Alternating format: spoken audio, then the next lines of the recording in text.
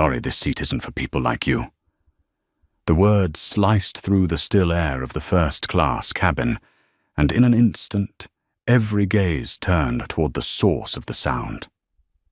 Cara Whitfield, the 34-year-old chief flight attendant on Meridian Air's flight from Chicago to New York, stood upright like a statue, her uniform crisp, her blonde hair perfectly curled against her cold face. Her voice rang clear and sharp, loud enough for the entire cabin to hear. The white light reflected off her icy blue eyes as she stared at the man before her with a mix of suspicion and disdain. Evan Brooks stopped in the aisle, his hand resting on the armrest of seat. 2A, a window side seat, wrapped in soft brown leather, a ticket worth more than $2,000.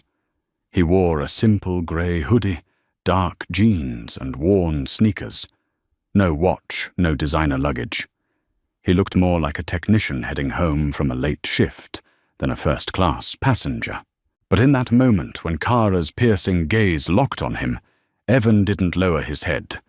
He looked back, silent, calm, and deep, as though within his eyes lay an ocean of stillness with waves waiting to rise. No one said a word. The air thickened. A man in a navy suit at row 3 coughed lightly, tugging at his tie. A young couple whispered, their phone angled slightly, its camera aimed forward. The engines outside hummed, but inside the cabin, every breath was audible. Cara tilted her head, her lips curling into a blade-thin smile. "This cabin is for premium guests. Economy is at the back." She said, her tone no longer a suggestion, but an order. Evan slowly sat down, every movement stretching into eternity. He didn't react, didn't justify himself, didn't show anger. Only the faint click of the seatbelt broke the silence. Then everything stilled again. Cara clenched her fist, the challenge burning in her veins. From behind her colleague Dylan Price, 32 tall, broad-shouldered hair, slicked back with arrogant shine, approached with a smirk. "He doesn't belong here," he said loudly enough for the passengers nearby to hear. "If he can't prove his ticket, he should move back. First class isn't a charity." A few snickers rose from the wealthy couple waiting at seat 2B. Olivia Whitmore, draped in a Hermes scarf, glanced at Evan with the detached amusement of someone watching a sideshow. "How pathetic," she whispered to her husband, loud enough for others to catch. Evan remained still.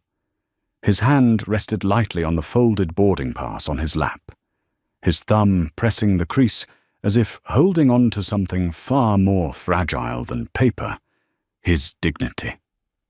Cara stepped closer. "How long do you plan to sit there? I don't have time for games." No one responded. The sound of the wind outside merged with the pounding of hearts inside. Then suddenly, Cara bent down and snatched the ticket from Evan's hand. The ripping sound was sharp and loud, like someone tearing through the line between humanity and prejudice. "This," she said, holding it up, studying it like counterfeit money. "Nice, but not real." "It never is." Dylan chuckled under his breath. "Guess fake ticket sites are thriving these days." A few passengers laughed. The phones were no longer hidden. They were raised openly, capturing every expression up close. Evan still said nothing. His gaze stayed fixed on the ticket in Cara's hand, eyes cold and still as water before a storm. Then, with a swift, decisive motion, Cara tore the ticket in half. The sound, soft but sharp, echoed louder than the engines outside. She kept tearing, shredding the paper into small pieces that drifted like snow to the floor. A woman across the aisle gasped. "Oh my God, that was real." No one answered. Evan leaned back slightly in his seat, his hands resting on his thighs, eyes never leaving Cara.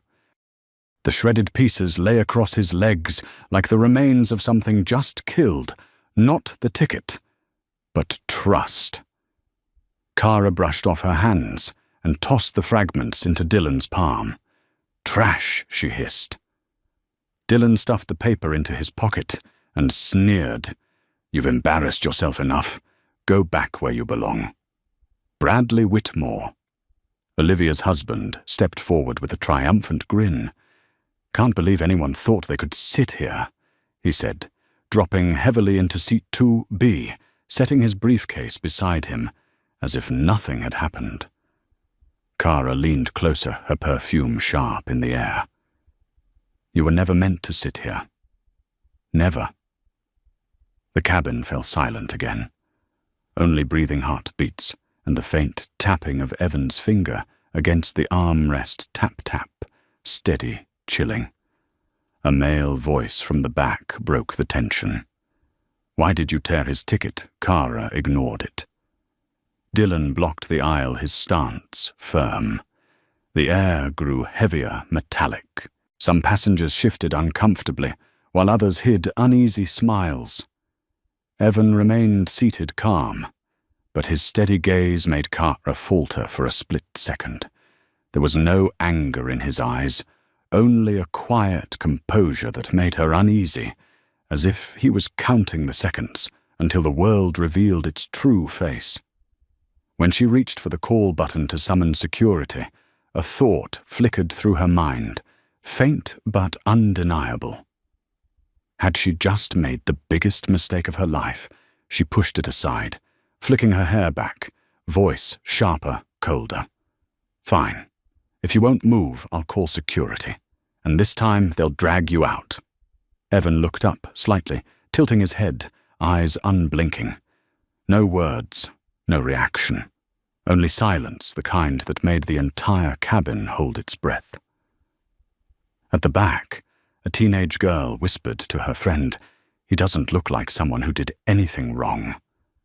But in first class, where money and prejudice were the unspoken law, her words vanished into the void.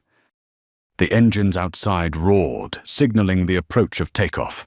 But for the passengers of Meridian Flight 714, the real journey had only just begun.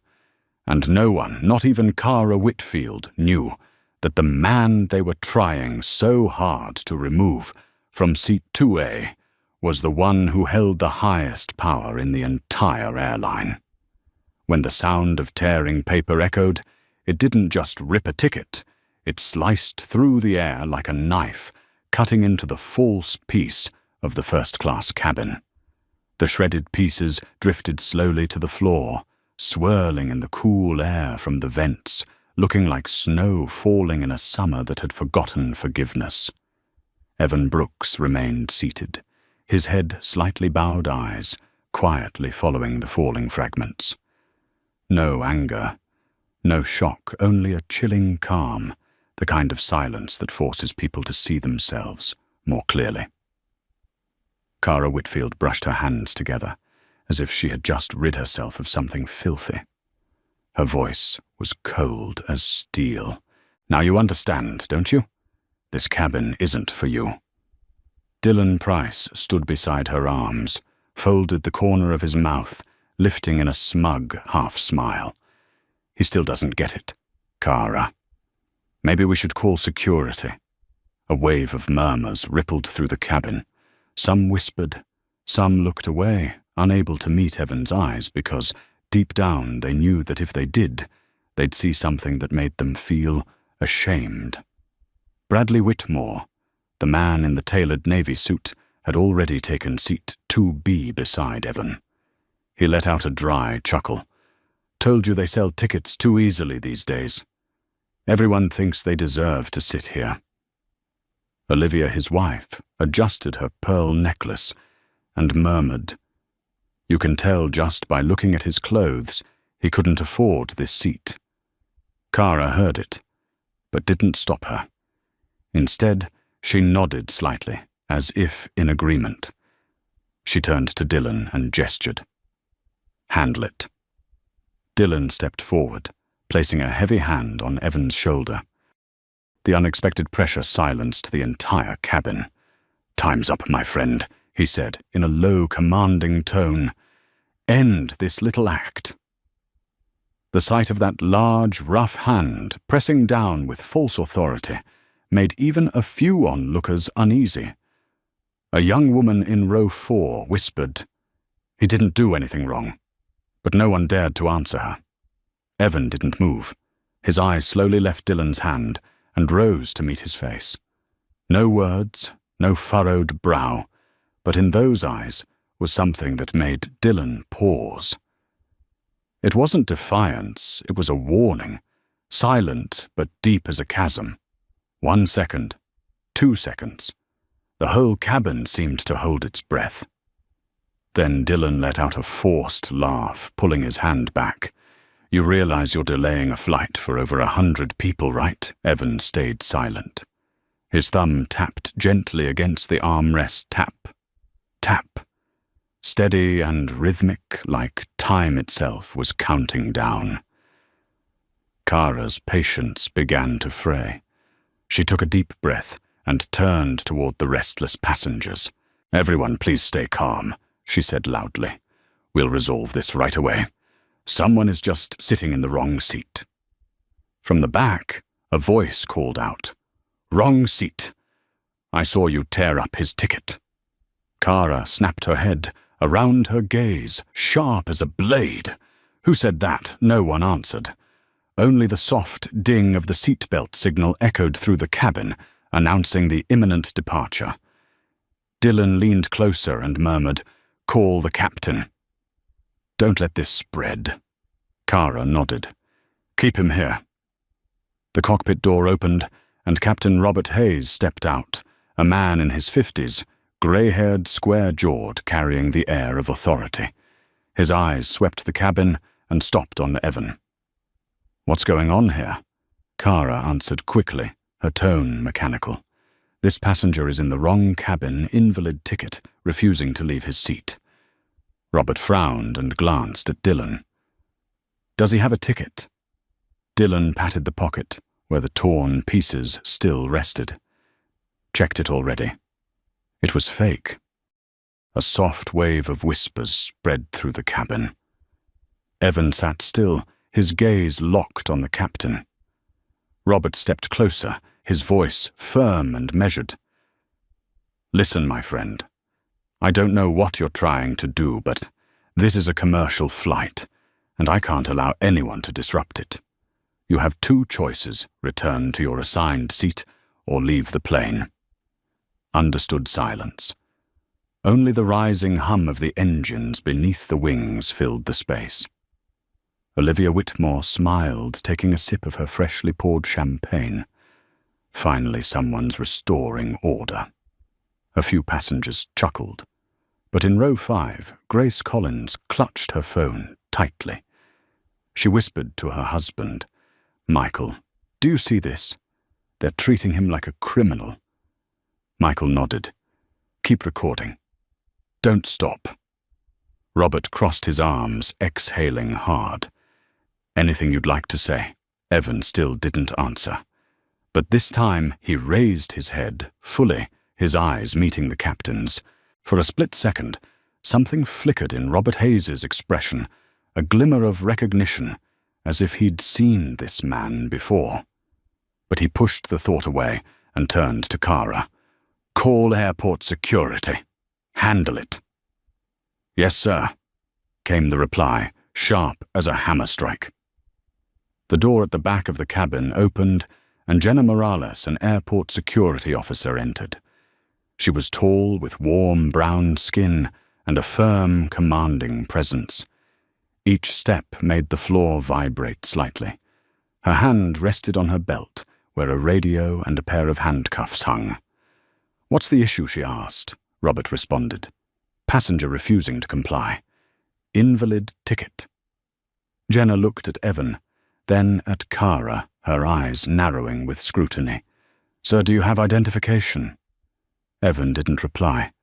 She repeated, firmer this time. "Last time I'll ask, sir." Evan slowly turned his head, his eyes dark and deep. "Are you sure you understand what's happening here?" The question carried no defiance, only a quiet warning, almost pitying. But to Kara it sounded like provocation. She gave a cold laugh. "Oh, I understand perfectly. I know exactly what kind of person you are." Several passengers shivered, not because of the words, but because of the way she said them. Dylan smirked, fanning the tension. "Yeah, next time buy a real ticket." The clicking of phone cameras filled the air. Click, click, all around the cabin. A young woman in the middle rows leaned forward, whispering to her camera. "Everyone's filming, they'll see everything." But Kara didn't notice, or maybe she didn't care. She stepped closer, leaning toward Evan, her voice low but sharp as a blade. "You think staying quiet makes you look smart. You don't belong in this world." Evan turned his head slowly and spoke just one sentence so softly, Kara had to hold her breath to hear it.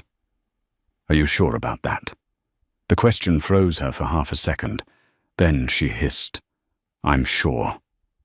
A wave of murmurs rippled across the cabin. Someone whispered, "She just made a mistake." Robert Hayes raised a hand, his voice hard as steel. "Enough! Take him out."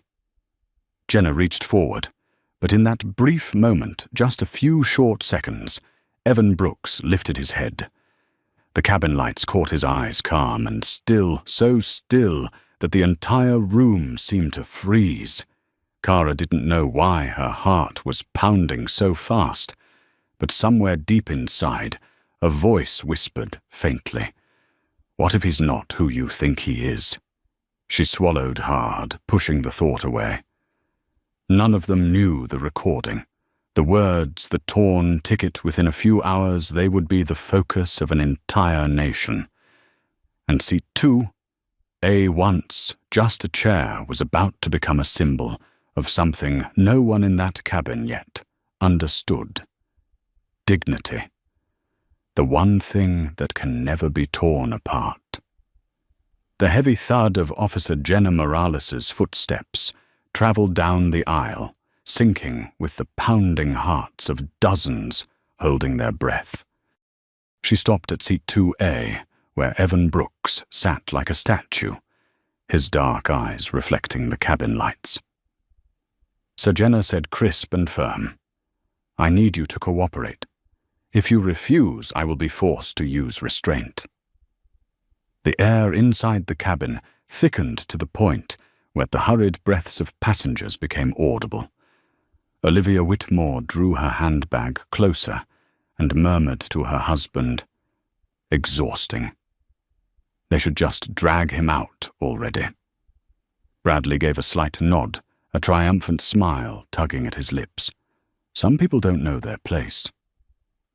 Kara Whitfield stepped back half a pace, arms folded her gaze, carrying a cold satisfaction, the twisted pleasure of someone who believes she has just enforced order.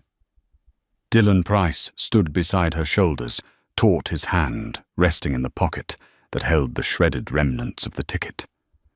Evan didn't move. He lifted his head and met Jenna's eyes, and the look made her halt. It carried no fear and no hatred, only the gaze of a man who knew exactly what he faced and was ready for it.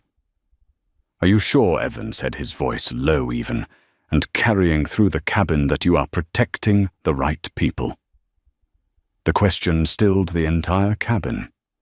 1 second, 2 seconds, then Kara let out a derisive laugh. "What are you trying to do? Scare us?" She flicked her eyes to Jenna. "Do it. He is clearly trying to cause trouble." Jenna didn't answer. She looked around. Many eyes were on her, several phones were raised. A bead of sweat slid down her temple. "You will come with me," Jenna said, softer than before, but still authoritative. "I do not want this to get difficult, but we have regulations." Evan eased back against the seat hands, resting lightly on the armrests. Regulations, he repeated, as if tasting the word's bitterness. "Interesting. Everyone here is using that to hide what we can all see." A small voice rose from the middle rows. "He's right," someone whispered. "I saw them tear up his ticket." Kara snapped around her gaze, sharp as a blade. "Who said that?" This time others began to murmur too. "I saw it. They tore it up right in front of us. He hasn't raised his voice once." The whispers spread fast, a spark racing through dry grass. Kara faltered, heat rising in her cheeks. "Enough, everyone sit down. No one understands this better than I do." Evan remained silent, eyes fixed ahead. His finger resumed its rhythm on the armrest.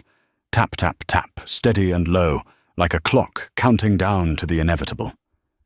Dylan bent closer, voice mocking. "You like causing trouble? Fine. I'll make sure you remember this day for the rest of your life." He slapped Evan hard on the shoulder, a heavy thud that made several people flinch. Enough. The shout did not come from Evan. It came from the mid-cabin. Grace Collins shot to her feet, phone still recording her face, flushed with anger. "I saw everything. He did nothing wrong. You," Grace pointed straight at Kara. "You tore up his ticket."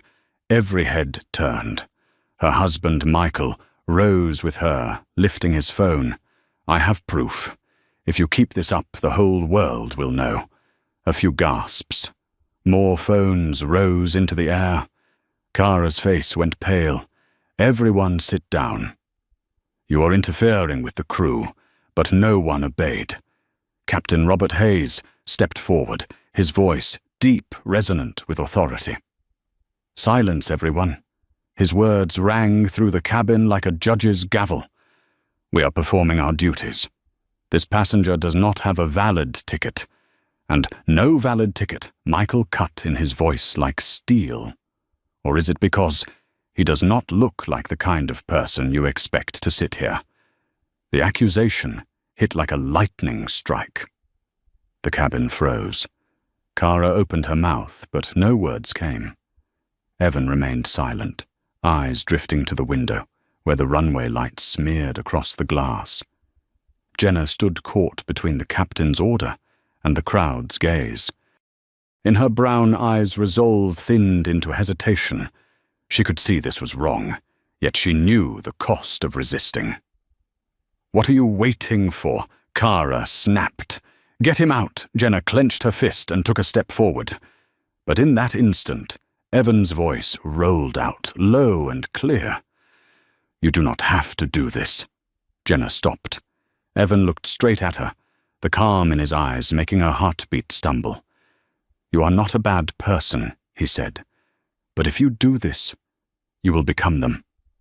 A hush fell like a veil. Everyone heard it, and they knew the words were not meant only for Jenna. They were meant for all of them. Robert's breathing grew ragged, his face reddening. "Enough, are you trying to incite a riot?" Evan turned back his gaze harder than ever. "No, I am sitting in the seat I paid for." The aircraft trembled lightly as the engines began to roar, but no one cared about takeoff anymore. Olivia stood and raised her voice. "We are not flying with him," Bradley chimed in. "We pay to avoid people like that." And for the first time, Kara realized the cabin was no longer on her side. The eyes on her were cold, contemptuous. A man in row 5 called out, "Shameful." Another added, "I am calling the press. There is more than enough evidence here." Robert growled, "Anyone filming will be penalized," but as he scanned the cabin, dozens of phones were already held high, tiny red lights blinking unstoppable. Evan drew a slow breath, his gaze sweeping the cabin. "What a pity," he said in a calm that chilled the blood. "None of you realize you have just erased your own future." Kara frowned. "Is that a threat?" Evan answered very softly, each word slicing the air. "No, it is the truth. Every action has consequences." The sentence made her take a step back. Dylan glanced at Kara, muttering, "Do not listen to him. He is just stalling." But Kara didn't answer. A formless fear rose in her chest, as if something was about to shatter. At the rear galley, Ava Ramirez, the trainee flight attendant, who had stayed silent until now, stood half-hidden behind the partition. Her fingers trembled, but the tiny recorder in her hand glowed. Every insult, every sneer, every piece of evidence captured. She knew this moment would change her life forever. And the life of the man in seat 2A. Outside Chicago's night sky bled amber along the runway lights. The aircraft had not left the ground, but in Meridian Air's first-class cabin, another flight had already begun, the flight that would carry the truth out of silence and straight into the heart of the world. Evan Brooks sat still, head slightly tilted, eyes half closed. His finger tapped the armrest again, 3 familiar beats. Tap, tap, tap. And in that sound, Kara felt something strange rise within her. She was no longer sure who truly held power on this plane. First class on Meridian Flight 714 was no longer a quiet, luxurious space.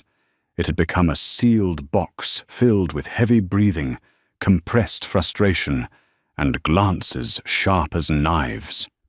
Evan Brooks sat where he was, hands resting lightly on the armrests, eyes narrowing, as if hearing something no one else could. He did not need to speak. Yet his silence unsettled everyone in the cabin. Jenna Morales still stood at the front radio in hand, her gaze flickering between Kara Whitfield, Dylan Price, and Captain Robert Hayes. She was caught between 2 lines, duty and what was right. "Captain," she said, her voice no longer as sure as before. "We can recheck this passenger's e-ticket instead of no need," Robert cut, indecisive, almost sharp.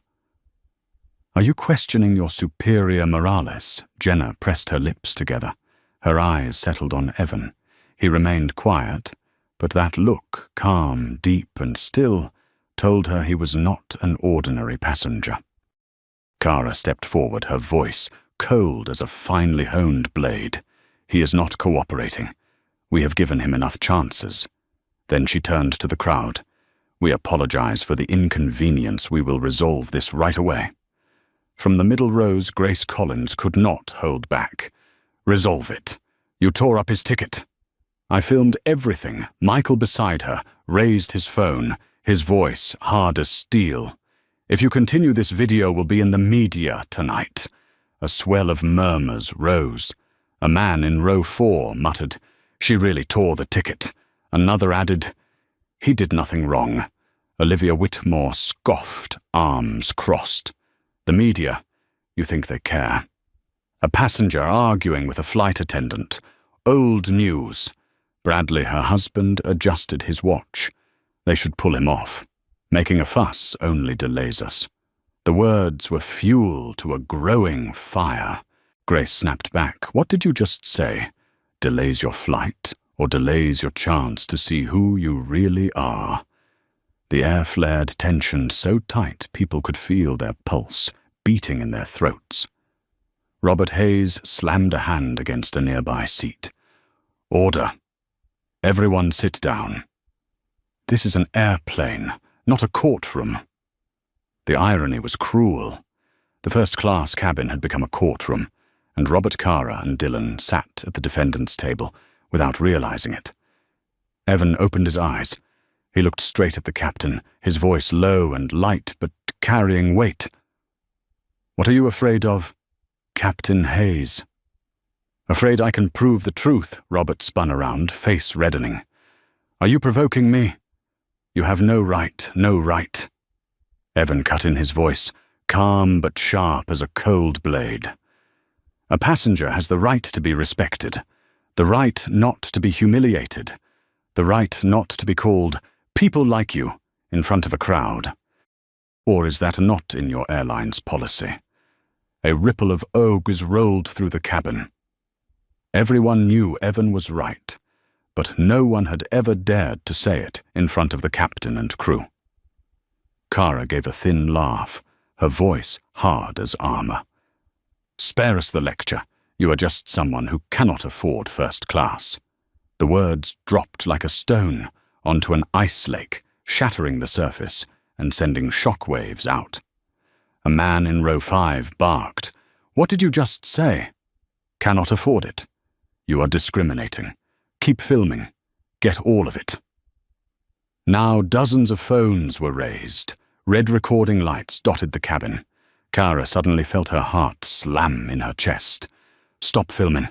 Everyone, stop filming now." It was too late.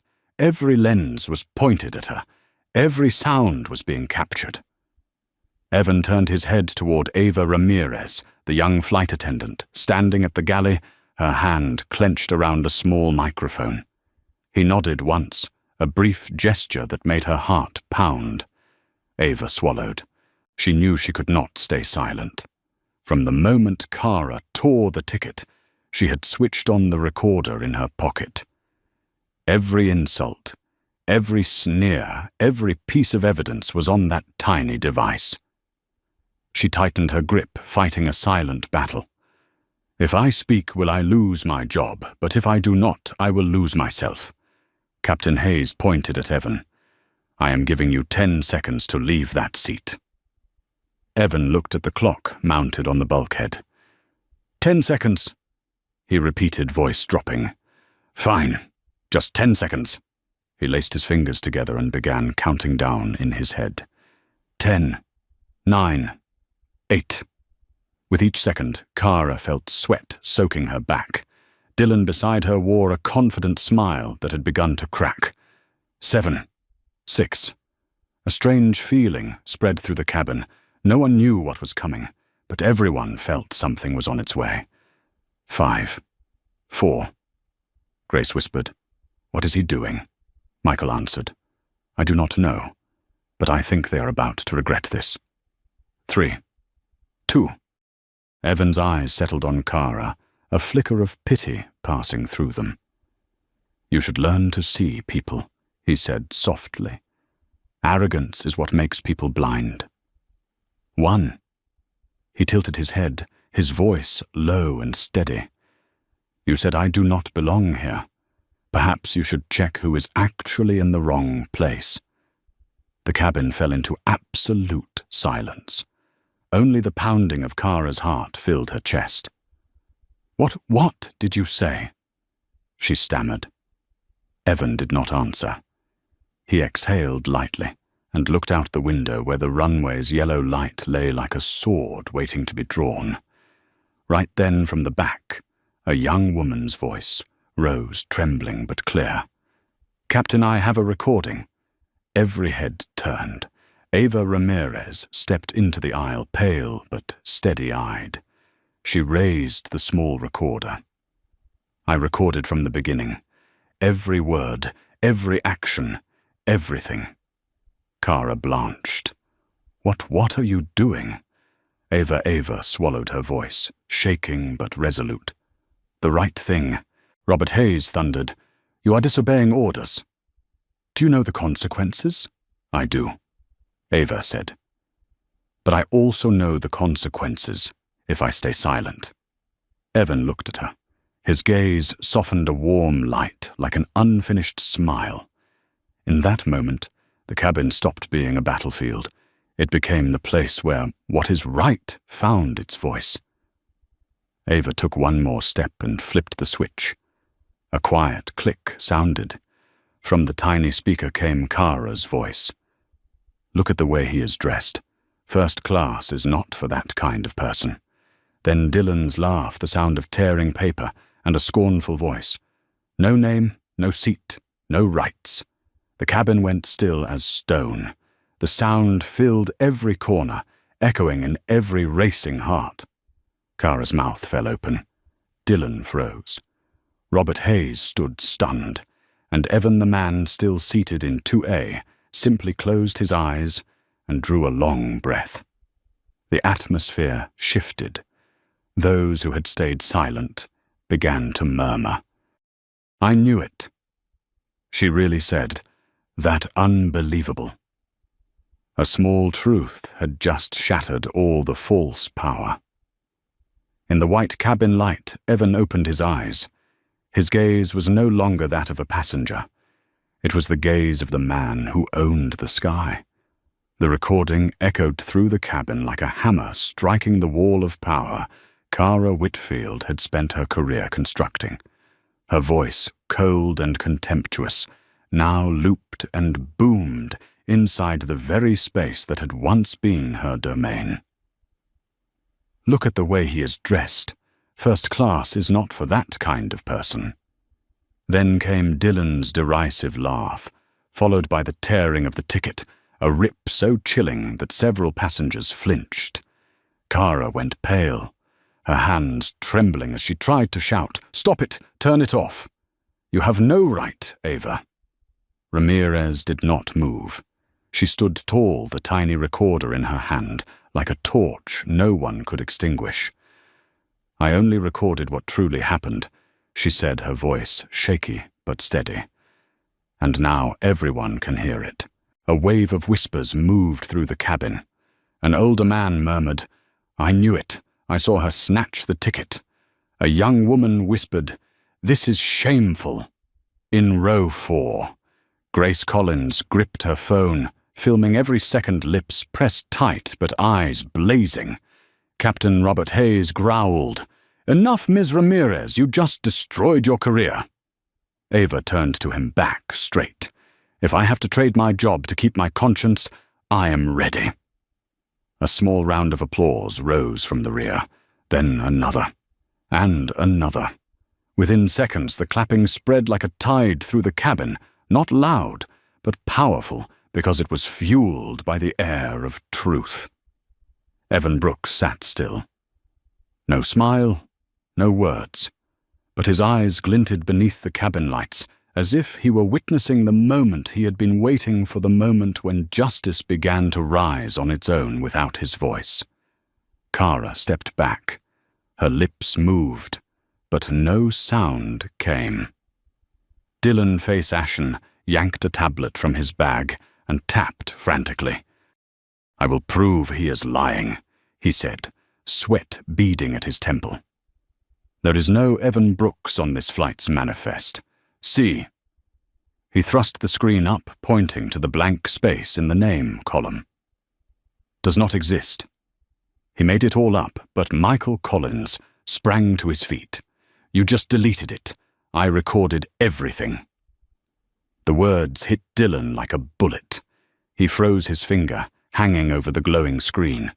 "No, that is impossible." Grace swung her camera toward him. "You just admitted it. Hundreds of people will see this." Kara screamed, her voice catching. "Everyone sit down. This is a violation of aviation regulations." But no one listened anymore. Jenna Morales lowered her radio and said quietly, "Maybe we should stop. This has gotten out of control." Robert Hayes snapped at her.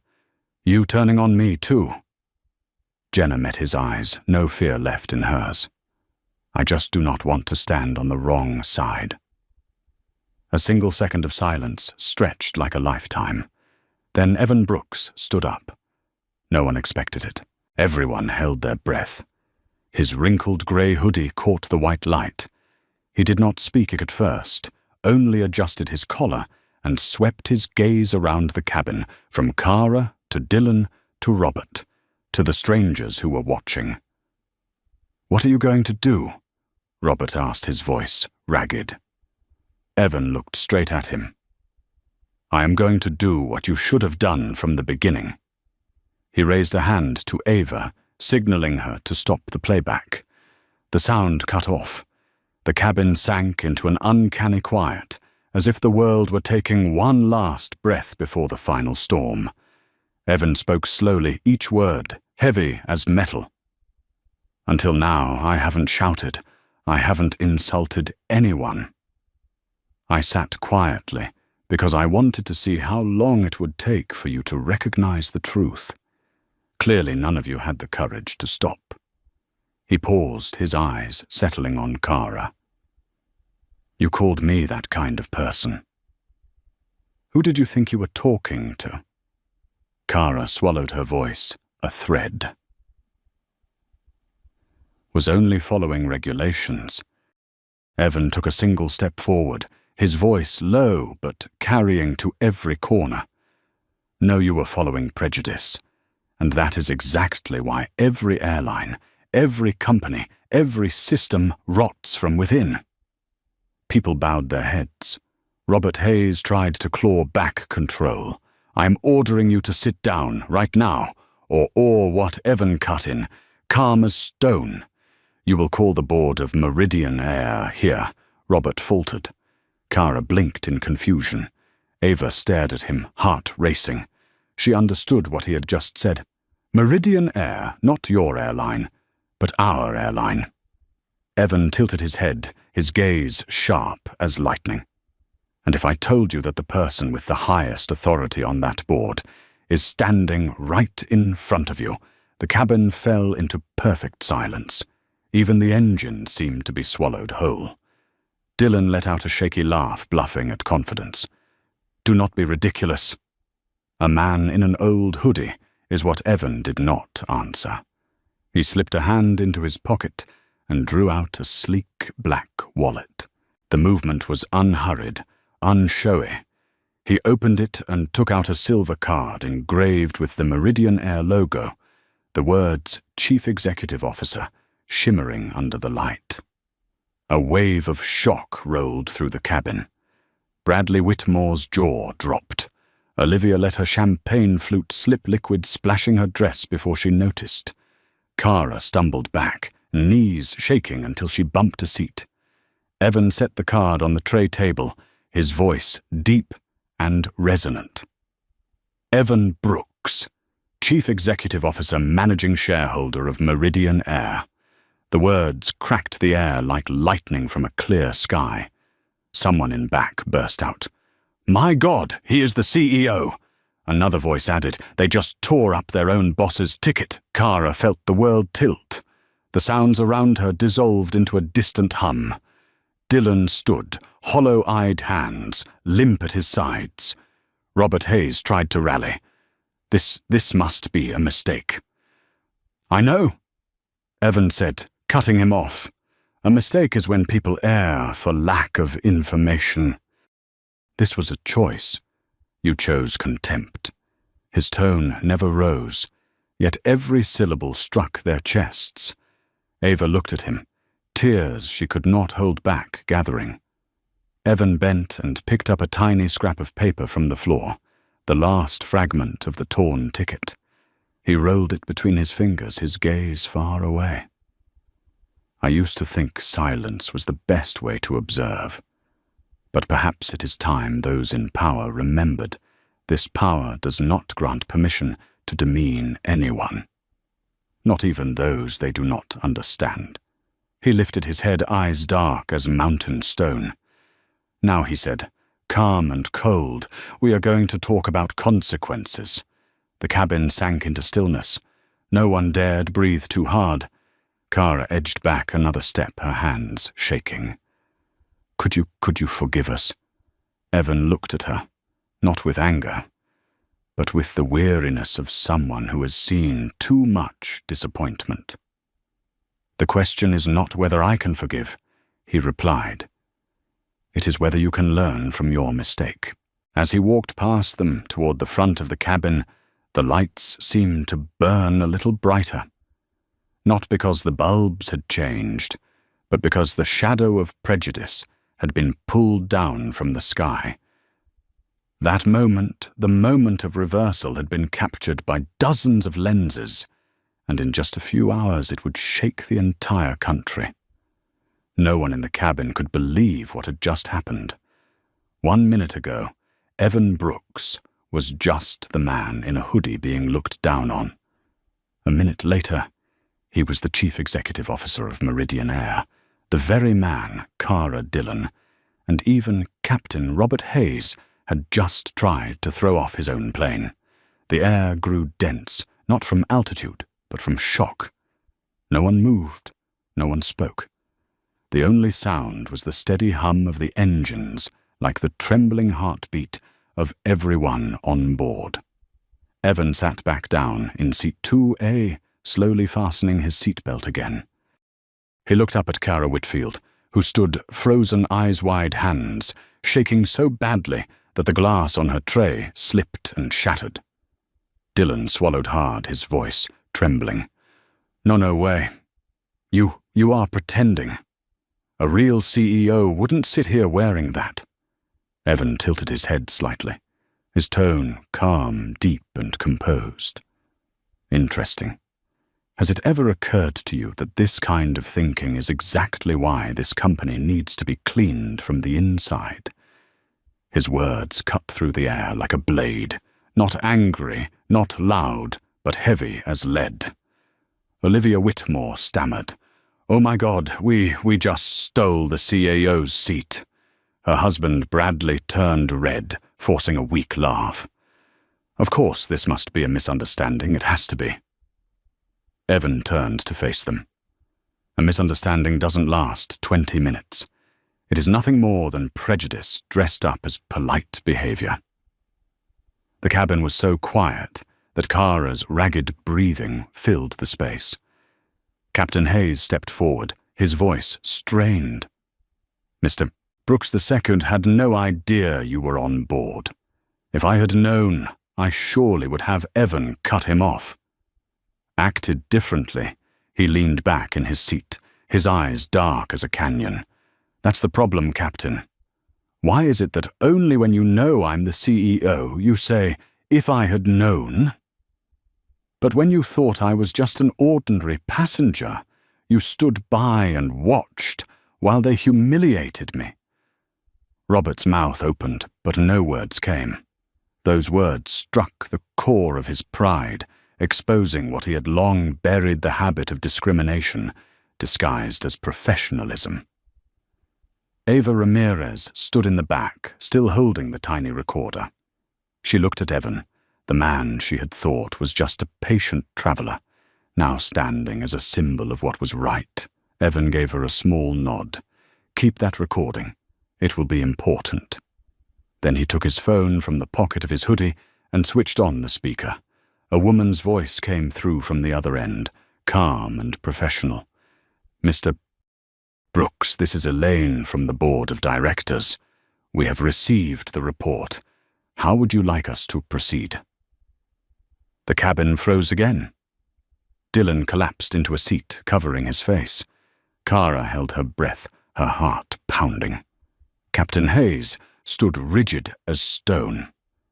Evan spoke slowly, each word deliberate. "I want everyone involved to be handled through proper channels, and I want all witnesses here to have full protection. Every passenger in this cabin has seen what happened. I have nothing to hide." On the line, Elaine responded, "Under your authority as CEO, you may issue a temporary directive." Evan lifted his gaze, his tone suddenly colder. "Then listen carefully." He looked directly at the three people before him, Kara, Dylan, and Robert.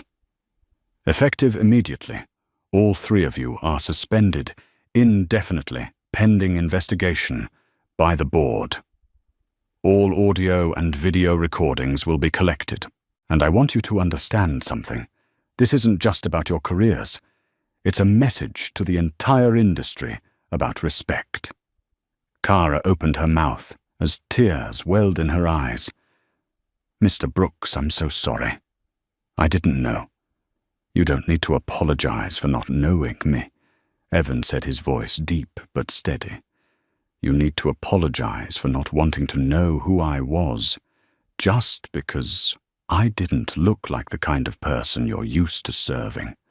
The words broke her. Kara sank to her knees, covering her face with her hands. Ava lowered her head, tears streaming, not from fear, but from emotion. Evan turned back to Elaine on the phone. "Prepare an official press statement. I want the message clear. Meridian Air does not tolerate discrimination in any form." "Understood, sir." The call ended with a sharp click.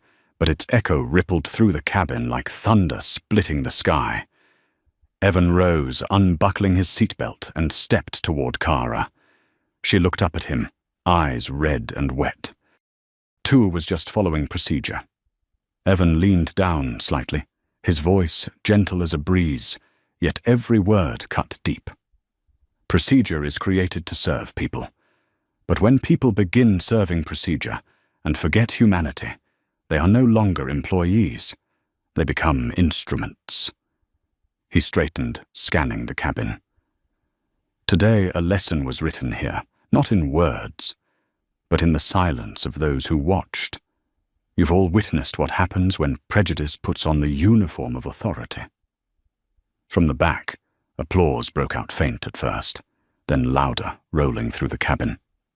Grace Collins stood, tears glinting in her eyes. Thank you. Thank you for not staying silent. Michael turned his camera toward Evan, his voice steady. The world will see this. Evan simply nodded, his eyes calm beneath the white cabin light. The world doesn't need to see me, he said softly. They only need to remember this: every passenger, every person, no matter who they are, deserves respect. Dylan lowered his head, trembling lips pressed tight. Robert Hayes stood frozen, his hands clasped together, staring at the Meridian Air logo on the cabin wall, as if realizing for the first time how far he had strayed from its meaning. Evan returned to his seat, exhaled quietly, and looked toward Ava. You did what many are afraid to do, he said gently. Ava's voice trembled. I only did what was right, sir. His expression softened. And that is exactly why Meridian needs people like you. The cabin sank into silence once more, but it was no longer the silence of fear. It was the silence of awareness, of change. Outside the window, the Chicago night shimmered with golden lights. The sky itself seemed to listen. As Evan leaned back, the light glinted off the silver card on the table chief executive officer, gleaming like a symbol of justice in a world that had forgotten how to treat people with decency. And in the first class, cabin of Meridian Flight 7141. Truth echoed quietly, needing no speaker, no microphone. True power is not in which seat you occupy, but in how you treat the ones you believe don't deserve to sit beside you. No one spoke a word for the next 2 minutes. Only the soft hum of the air conditioning and the low vibration of the engines filled the thick air, where everyone remained trapped in the echo of that shattering reversal. Kara Whitfield had sunk into her seat, both hands covering her face. Her mascara-streaked lashes clung together, and she no longer resembled the woman who once strode through first class in heels as a symbol of authority. Now she was simply a person trying to swallow the weight of her own shame. Dylan Price leaned against the wall, dazed. The arrogance that had once defined him was gone, leaving only a man bewildered by his own actions. In his head, a single phrase looped over and over. No name, no seat, no rights. His own words now recorded, replayed, and heard by the entire world. Captain Robert Hayes still stood at the front of the cabin, his hands clasped tightly behind his back, his shoulders locked like stone. He had flown thousands of hours, faced real storms in the sky, yet he had never felt smaller than he did now. In this moment, he realized that the most terrifying storm wasn't out there. It was blowing inside his own heart. Evan Brooks sat quietly. In seat 2A, his grey hoodie had become a symbol that defied everything power was supposed to look like. The light glinted off the CAO badge before him, gleaming but not boastful. It didn't need to prove anything because his composure itself was proof of true power. A middle-aged passenger in the back finally spoke. Mr. Brooks, we're sorry for staying silent for so long. Evan turned, his gaze softening. No need to apologize. Silence isn't a crime until we let it last too long. A young woman spoke up, her voice trembling. I've seen things like this before, but I never dared to say anything. Maybe today I won't stay quiet anymore. Evan nodded gently. All it takes is one voice to change the world forever. His words made several people bow their heads. Some wept, others nodded as if they'd finally understood something. Jenna Morales, the security officer, took a deep breath and stepped forward. She removed her hand from her belt where the radio and handcuffs still hung. "Sir," she said, her voice hoarse, "I believed in following orders. But maybe I forgot that not every order is right." Evan looked at her, his eyes steady. "I know. And because you've realized that you still have a chance to make it right." Jenna lowered her head, her eyes red. "Thank you, sir." Ava Ramirez stood motionless in the aisle, still gripping the tiny recorder. She could hardly believe what she was seeing. Just hours ago, she'd been an unnoticed intern. Now she was the person who had helped change an entire flight and perhaps an entire system forever. Evan turned to her. "Ava," he said softly, "do you know why I didn't step in sooner?" She shook her head. "Because I wanted to see who would stand up when no one was there to protect them. And you did." Ava tightened her grip around the recorder, her voice breaking. "I just couldn't stand it anymore, seeing something so unfair happen right in front of me." Evan smiled, a tired but warm smile. "That's what makes you different. Meridian needs people like you." A few passengers rose to their feet and began clapping. Then more joined in.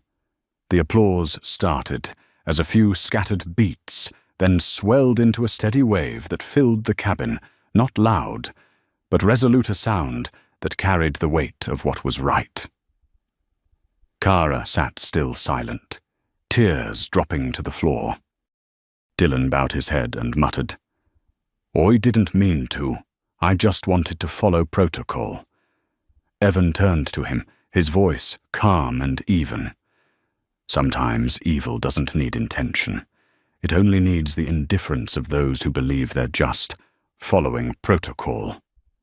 The words made Dylan slump, realizing there was nothing left to defend his pride. Robert Hayes stepped forward, his voice rough. "Mr. Brooks, if I may say something." Evan looked at him, not nodding, not shaking his head. Robert swallowed hard, trying to stand tall. "I've been flying for nearly 30 years. I thought I knew how to stay in control of everything. But today I learned that I can't control people, least of all myself." He lowered his head. "I'll accept whatever consequences come." Evan nodded lightly. His eyes weren't cold, only contemplative. "Admitting mistakes doesn't make you weaker. It makes you human." Robert lifted his head, eyes glistening. "Thank you, sir." In the back, Michael Collins was still filming, but his hands were trembling.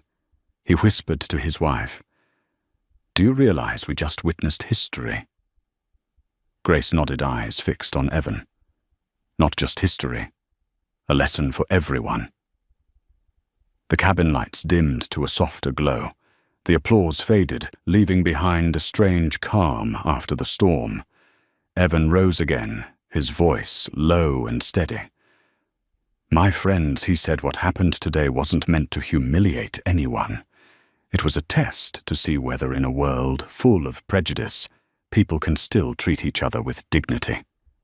His eyes swept over Kara Dylan, then Ava, Jenna Grace, and Michael.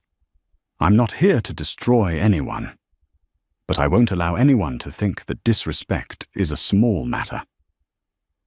He pulled out his phone and tapped a few quick commands. A soft ding echoed the sound of an email sent. "The recording and all flight data are being forwarded to Meridian's Ethics Council. From now on, every passenger can report directly to my office. No fear. No permission needed. Applause erupted again, this time thunderous. In that moment, Evan Brooks was no longer just the CEO of an airline. He had become a symbol of justice, a man who turned silence into a declaration. Ava stepped closer, her voice barely above a whisper. "Mr. Brooks, may I ask something?" Evan turned to her. "Go ahead. Why did you stay silent for so long? Why didn't you speak up when they tore your ticket?" Evan looked out the window.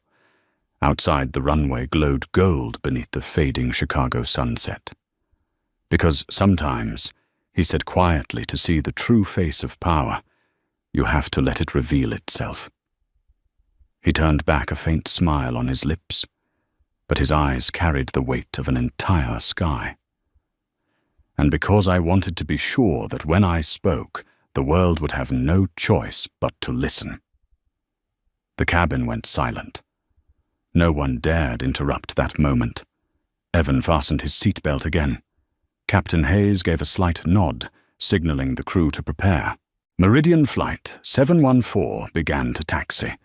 Outside, dusk melted into night. Inside first class, the light glowed warm and soft. It was no longer the light of luxury, but the light of awakening. And in seat 2, the man in the grey hoodie closed his eyes, letting silence, heavy, meaningful and whole, fill the air. Meridian Flight 714 began to roll down the runway, but no one in first class was thinking about the destination anymore. They were on a different journey now, a journey of awareness, where every glance and every breath felt as heavy as a silent confession. Outside, the Chicago sunset blazed red, spreading across the airplane's wings like a slow burning flame. Inside, the soft golden light settled over dozens of faces, people who had just witnessed a moment they would never forget. Cara Whitfield sat still, her fingers interlocked tightly, her knuckles white. She stared at the floor where a tiny fragment of the torn ticket remained the proof of a mistake she could never undo. Evan's words still echoed in her mind. "You don't need to know who I am. You just need to know how to treat another human being." That sentence cut deeper than any punishment ever could. In 12 years as a flight attendant, she had believed she understood people. But now she realized she had only learned how to judge them. Behind her, Dylan Price stared at the reflection of his own face on his dark tablet screen. He was no longer scrolling through the passenger list.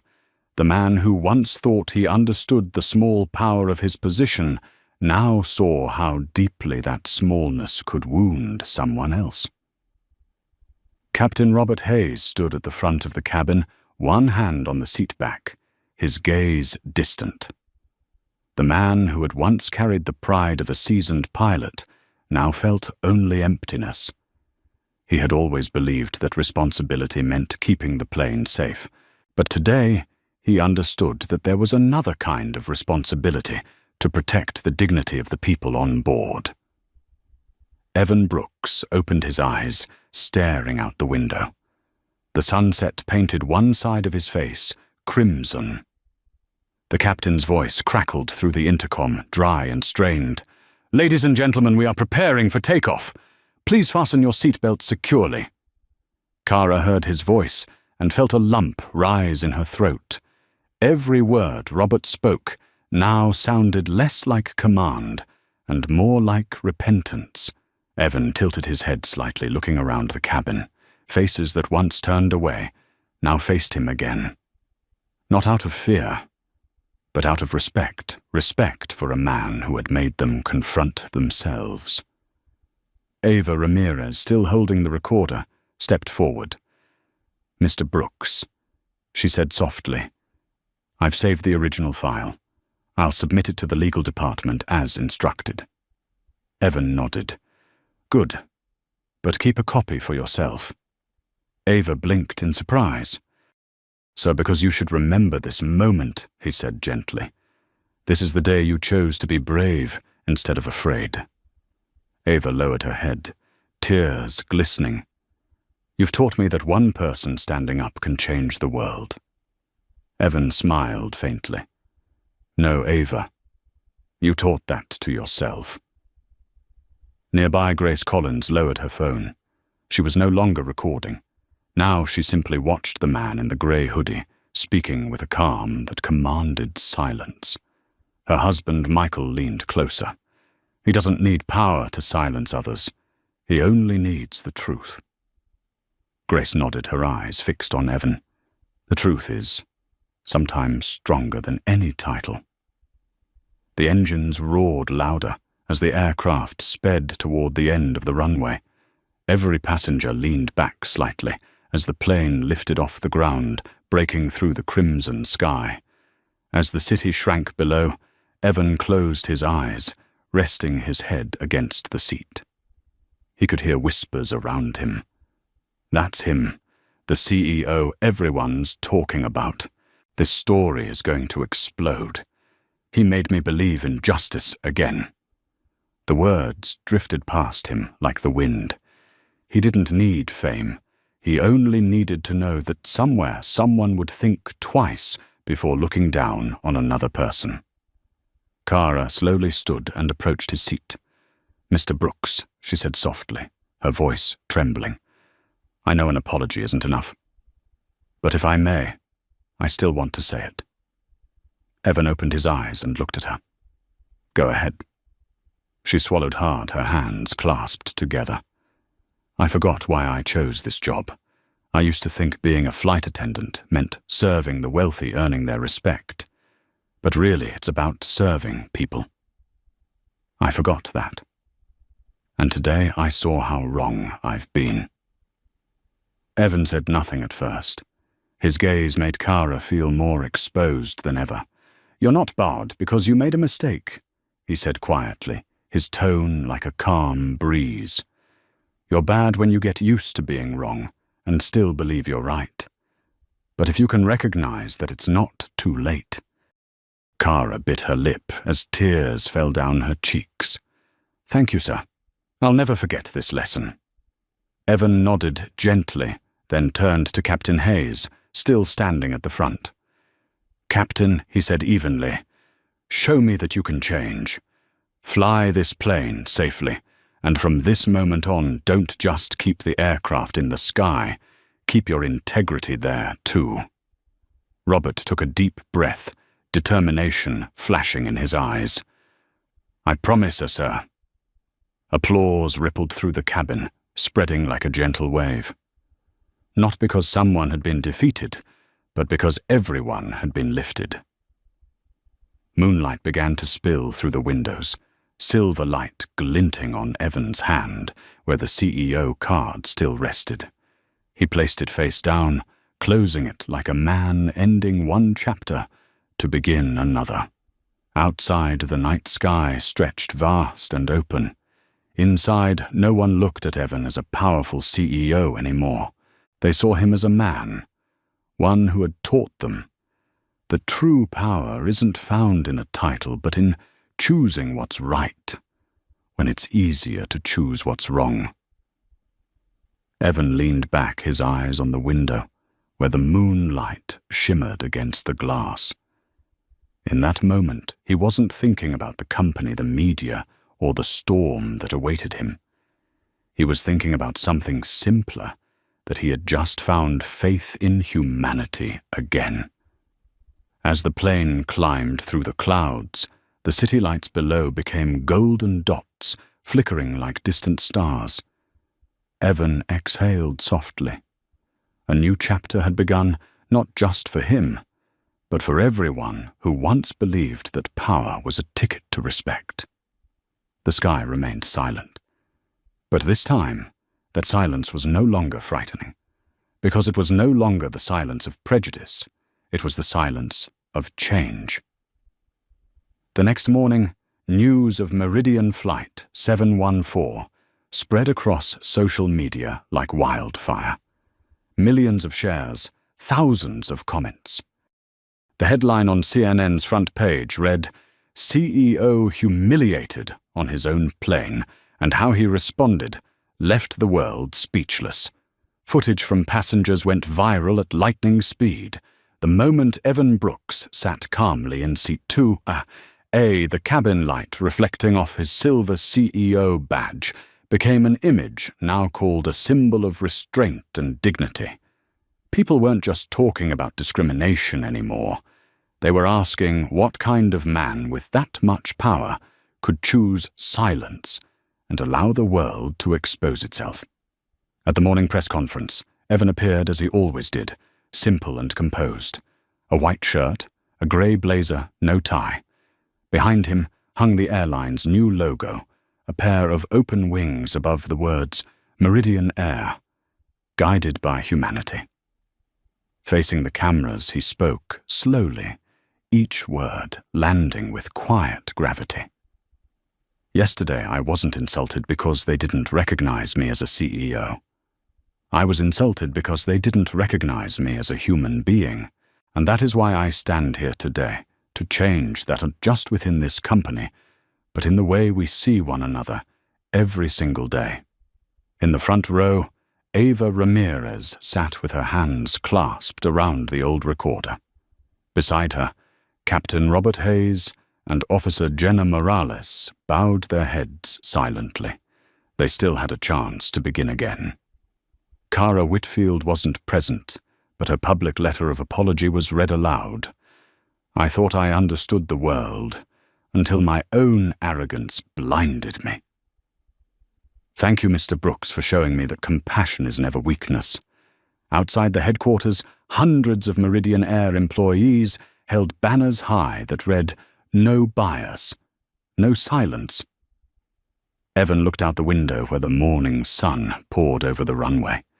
His next flight was about to depart, not to inspect or supervise, but to fly as an ordinary passenger, because that was the message he wanted to send.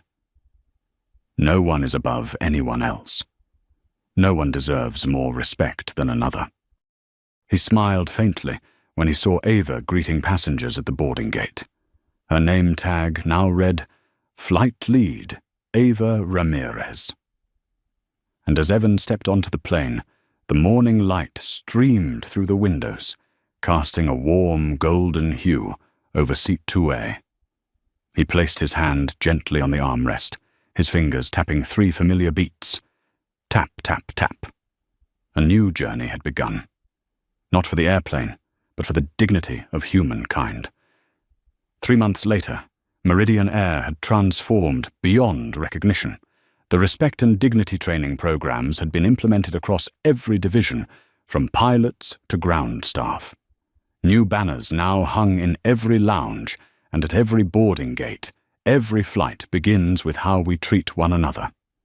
Revenues had soared, but what made Evan Brooks proud wasn't the numbers.